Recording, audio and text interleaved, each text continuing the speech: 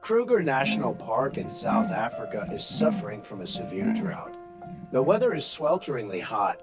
The ground is cracked under the blazing sun. The grass is growing. The stream of life is drying up. The herds of antelope and wildebeest have to move south to find new water sources.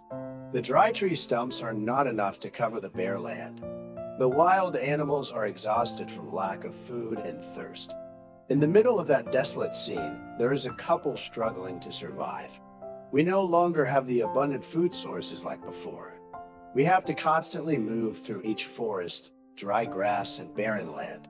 Every step makes them tired because of the harsh sun.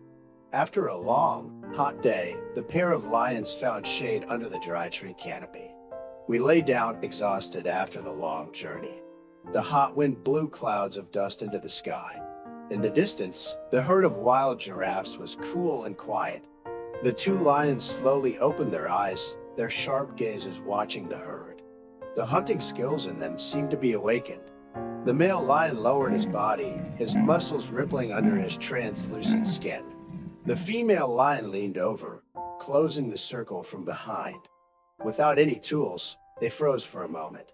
There was only the sound of the wind blowing through the leaves and the last breath of the pair of lions. Our eyes were quiet but filled with thoughts. As the herd advanced, the lions breathed heavily. A strong leap exploded, and both of them rushed towards their prey. The flying sand obscured the chaotic scene. The herd of weapons trampled each other and ran away. In the wave of life, a step that was not slow was separated from the herd. The miserable screams rang out in the difficult space. The lions rode horses, their claws adding to the game's body. The lioness lunged forward, deciphering the function of clamping the young, relaxing leg. The essence was modeled on the dry ground. The young gently, tenderly under the gentle, fierce claws. The thunder of the pair of lions rang out loudly. A moment later, the herd of tall plows stopped to observe. The fear forbade the transition to anger. The rows of neck bonuses stretched high, leaning towards the lion. The herd gently rose like a silent storm. The long legs swung up. Mang hit the lioness's head.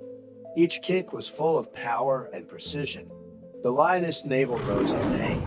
Blood and fine hair were scattered on her head. The lioness was terrified, breathing yellow and running away. The lioness was withdrawn, bracing herself to endure the battle. Nearly 18 steps later, the attack changed.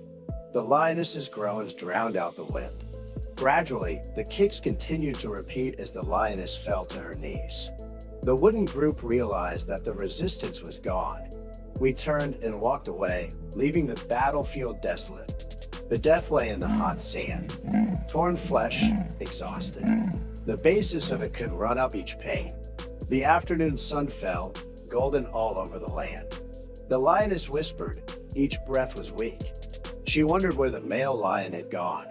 Perhaps he had abandoned his wife in the moment of life and death. But for the lioness, the survival instinct had not yet ended.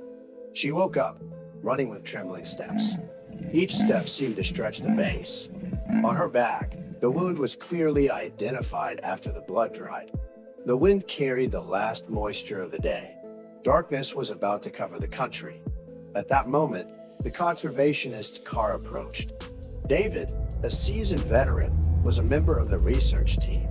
He was touring the area on a random schedule. Through the car window, he had received the design of the deathly dead in place. He repeated it over and over again and carefully got out of the car. His feet stepped onto the hard sand. Closer, he was struck by the heartbreaking sight. He saw the lioness weak, her eyes half closed. His instincts as a nature lover urged him to act. He pulled out his phone and called the research center. Over the phone, he learned that the rescue team would take at least 2 hours to arrive. That was too long for the lion to hold on. David had intended to help immediately, but decided to do so. He returned to the car, opened the trunk, and took out the box of love. The tools in the box were skillfully taken out. The bottle of antiseptic was sprayed on the wound. The pungent smell of alcohol overpowered the scent of dry soil. The lioness bled as her flesh was injected with the medicine. David gently bandaged the wound with a medical bandage.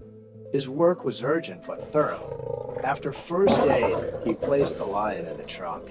The box was cold and loving enough to protect the animal.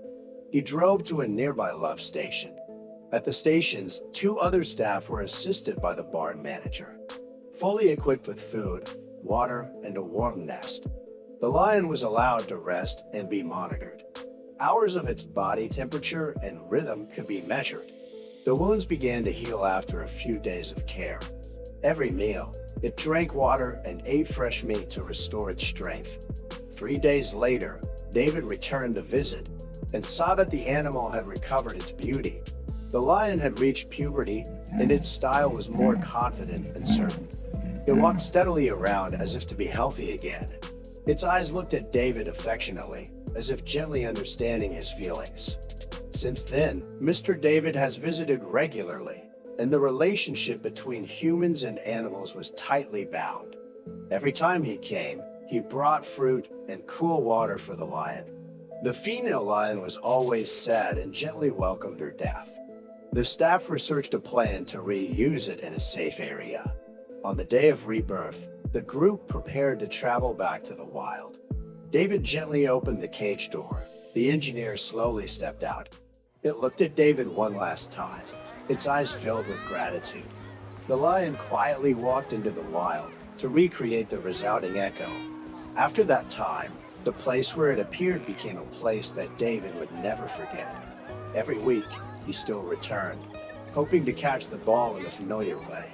And each time, the lion would come close to touching his car because he missed it. The friendship between humans and lions has surpassed the boundaries of animals. Dear friend, thank you for taking the time to follow the story. Don't forget to like and subscribe to the channel to support us.